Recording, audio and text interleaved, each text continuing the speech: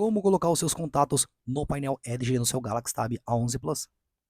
Configurações, vá até Visor, painel Edge. Então, o painel Edge é esse lateralzinho aqui que você pode puxar e colocar e personalizar. Para fazer, colocar os seus contatos, colocar em painéis. E vem aqui, ó, você pode personalizar, então pode colocar aplicativos, clima, né, tarefas, entre outros. Então, para contatos, seleciona ele, ó. E aí, se você quiser selecionar os contatos que você quer colocar, coloca em editar.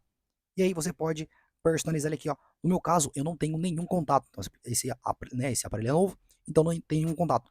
Se tiver um contato, você vai clicando nele, ó, como se alterasse aqui, ó, o aplicativo, por exemplo, ó. Vai ficar dessa forma, vai ter os contatos aqui e outros contatos existentes aqui. Então, simplesmente você remova qual que você não quer e coloque qual que você quer, ó, ok? Simplesmente assim, dessa forma. Depois que você colocou, só retornar, tá ok? E pronto. E aí, vai estar seus contatos aqui. No meu caso, não tem nenhum, por isso que eu não tenho contato, tá ok? Quer deixar o seu aparelho seguro, protegido e confiado? Curta, se inscreva e até a próxima. Tchau, tchau.